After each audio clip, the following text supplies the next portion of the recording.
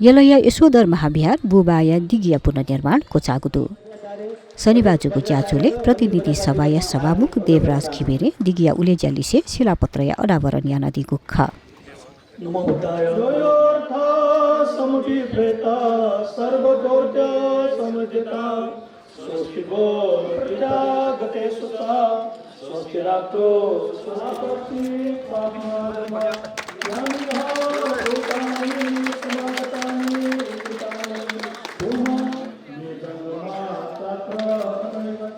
यशोधर महाविहार नायक बाबुराज वज्राचार्य या सवनाय श्रीजुको च्याजोले नकु राजमान वज्राचार्य दावरी विद्याराज वज्राचार्य यशोधर महाविहार या ज्याखलिसे दिगिया पुनर्निर्माण बारे जानकारी ब्यादी गुख आज हामी सबैको सामूहिक प्रयास अथक परिश्रम र सकारात्मक सद्भावपूर्ण कार्यको प्रतिफल स्वरूप देशकै लागि उदाहरणीय कार्य सफलतापूर्वक सम्पन्न गर्न सकेका छौँ।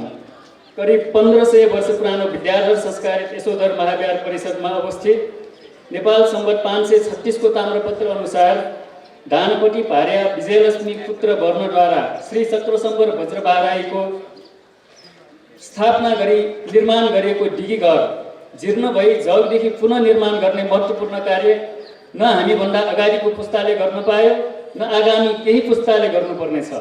यस्तो महत्त्वपूर्ण कार्य सबैको सामूहिक प्रयासले सफलतापूर्वक सम्पन्न गर्न पाएकोमा सम्पूर्ण सर्वसङ्घ परिवार गौरवान्वित भएका छौँ। उक्त पुण्य कार्यमा नेपाल सरकार, प्रदेश सरकार तथा स्थानीय निकायको तर्फबाट समेत सहयोग प्राप्त भएको जानकारी गराउन चाहन्छु। साथै सर्वसङ्घको तर्फबाट निर्माण कमिटीले सोचे भन्दा धेरै गुणा बढी नगद तथा जिन्सी सहयोग प्राप्त हुनुले निर्माण कमिटी झनै उत्साहित भएको छ। बागमती प्रदेश भौतिक पूर्वाधार विकास मन्त्रालय शहरी विकास तथा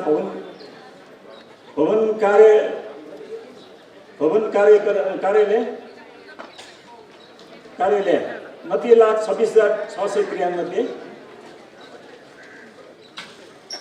बागमती प्रदेश क्षेत्र नम्बर 2 ख प्रदेश पूर्वाधार विकास साझेदारी कार्यक्रमबाट 80,39,123 पैसा। ललितपुर महानगरपालिका 16 नम्बर वडा कार्यालयबाट 70,37,139। यस्तै व्यक्ति तथा सङ्घ संस्थाबाट आर्थिक सहयोग 94,24,493 पैसा। सर्वसङ्घको सदस्यबाट अनिवार्य रूपमा उठाइएको 9,08,105। ज्याजुले सभामुख देवराज घिमिरे, प्रतिनिधि सभाय सांसद प्रेम महर्जन, यन महानगरपालिका प्रमुख चिरबाबु महर्जन, पूर्व सांसद ज्ञानेन्द्र साक्य, वडा अध्यक्ष निर्मल रत्न साक्य, बौद्ध विहार संघ अध्यक्ष नानिकाजी साक्य लगायत दिगिया पुनर्निर्माणको जागु लस्ता भिन्तुनाद्य छना दिएको खा। विपदले विपद त ल्याउँछ नि, हामी सबैले विपद बिहोरेका छौँ, बिहोर्नै पर्छ, तर विपद सँगसँगै अवसर पनि आउँछ भन्ने कुराको उदाहरण आज मैले महसुस गरेको छु। त्यो अवसर भनेको के भने यदि त्यो भूकम्प नआएको थियो भने यो यशोधर महाविहार यस रूपबाट पुनर्निर्माण हुँदैन। त्यसले भत्काएको हुँदाखेरि यसलाई पुनर्निर्माण गर्ने एउटा अवसर प्राप्त भयो। त्यही अवसरलाई उपयोग गर्नको लागि आज ललितपुरवासी, खास गरी यो टोलका साथीहरू र यसका जनप्रतिनिधिहरू, अगुवा नेताहरूको सक्रियतामा जुन किसिमले आज पुनर्निर्माण भयो, मलाई लाग्छ यो एउटा उदाहरण हो। यो उदाहरणबाट म धेरै प्रेरित भइरहेको छु र प्रभावित भइरहेको छु। हाम्रो देश नेपाल प्राकृतिक रूपबाट धेरै सुन्दर मुलुक हो। यस मानेमा धेरै यो समृद्ध र धनी हुनुपर्ने हो। धनी नभए पनि यसको प्रचार र यसको जानकारी जुन रूपबाट हुनुपर्ने हो त्यो कुराको अभाव छ। डिगीको विषयमा आज जुन उद्घाटन हुन गइरहेको छ र यस उद्घाटनको अवसरमा साँच्चै गोबालको एउटा ऐतिहासिक पक्ष र यो बौद्ध विहारहरूमा पनि खुल्ला ठाउँभित्र पनि अझ भन्नुपर्दा वातावरणीय हिसाबमा पनि हरियाली समेत रहेको र कलात्मक यस विहारको उद्घाटनले ललितपुरकै थुप्रै विहारहरूमध्ये अत्यन्त महत्त्व राख्ने यस बौद्ध विहारको आज उद्घाटन भइरहँदा यहाँ जसरी यो उद्घाटनको निमित्त र यो कार्य पुरा गर्नका निमित्त सहयोग गर्नुहुने सम्पूर्ण दाताहरू र हाम्रो पूर्व प्रदेशका माननीय सदस्य, महानगरपालिकाका वडा अध्यक्ष, महानगरपालिका लगायत दाता सहकर्मी सबै दाजुभाइहरूलाई म हार्दिक धन्यवाद दिन चाहन्छु। यो हेर्दाखेरि अति चिटिक्क परेको, साह्रै राम्रो यो बिहार, यो दिघी बनाउन सफल भएकोमा म यहाँ सबैलाई हार्दिक शुभकामना व्यक्त गर्न चाहन्छु। यहाँलाई चाहिँ कङ्ग्रेचुलेसन्स।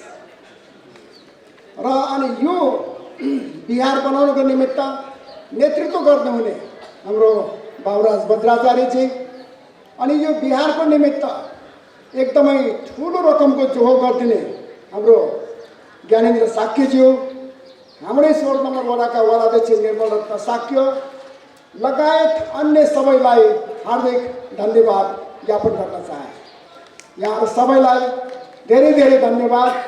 यति राम्रो चिटिक्क परेको दिघीको निर्माण भयो। यो चाहिँ वास्तवमै भन्ने हो भनेदेखि ललितपुरलाई चाहिँ युनेस्कोले 1987 विश्व सम्पदा सूचीमा सूचीकृत गरिएको सन्दर्भलाई कोट्याउने हो भनेदेखि यसले चाहिँ भ्यालु एड गर्छ। मलाई अति नै सुखद अनुभूत भइरहेछौँ र एकदम म आफैमा गौरवान्वित पनि आफूले महसुस गरिरहेको छु। कारण किन भन्दाखेरि यो 5 वर्षको जुन अवधि मेरो कार्यकाल थियो, यस कार्यकालमा मैले जुन घोषणापत्रमा यो भनेको हाम्रो पार्टीबाट घोषणापत्रमा सम्पदाको संरक्षण लगायतका कार्यक्रमलाई यसमा पनि आफै या आफ्नै वडा, यस महानगरपालिका वडा नम्बर 16 अवस्थित यशोधर महाविहारको दिघी निर्माण गर्ने कार्यमा जुन सहयोग गर्ने अवसर भनौँ या भूमिका भनौँ निर्वाह गर्न पायौँ। हामी ललितपुर 16 वडा ललितपुरकै मुटुको रूपमा पनि हामीले लिन सकिन्छ।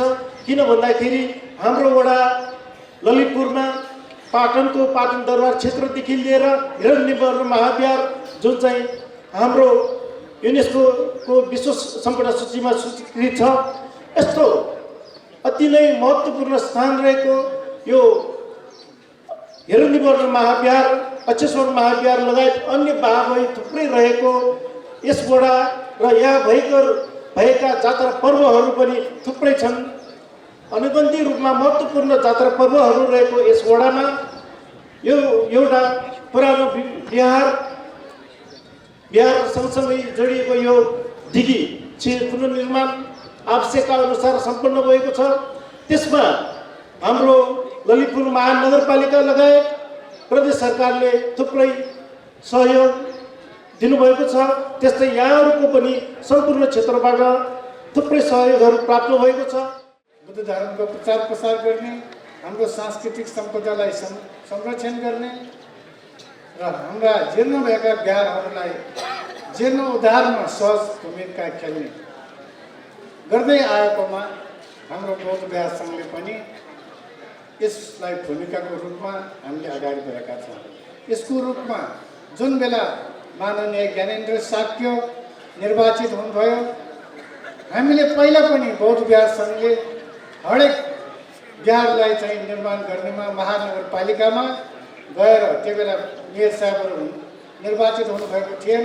त्यो बेला बौद्ध बिहार सङ्घले कुन बिहारलाई चाहिँ पहिलो प्राथमिकता दिने हो भन्ने नगरपालिकालाई सहजको रूपमा बौद्ध बिहार सङ्घले यो बिहार चाहिँ निर्माणको लागि बजेट राख्नुहोस् भनेर हामीले सहजको भूमिका खेल्दै आएका थियौँ। ज्याचोले दिघिया पुनर्निर्माण सम्बन्धी सफुयाना पितबो ज्याचुको खासा दिघी पुनर्निर्माण आर्थिक गुहाले यापिन्त सम्मान यागो खा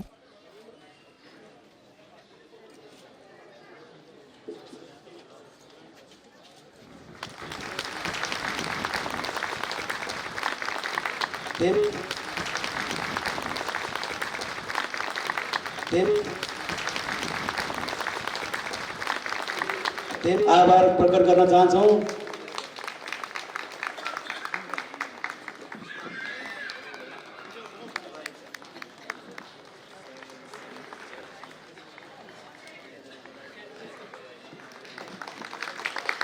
परिषद बजाचार्य सम्मान ग्रहणको लागि दीपक सुमन विनय बजाचार्य उहाँको अतुलनीय योगदान हार्दिक आग्रह गर्न चाहन्छौँ। हामीले समयमै यो बिहारको दिन उहाँले हाम्रो यस्तो व्यस्त समयमा पनि आफ्नो अमूल्य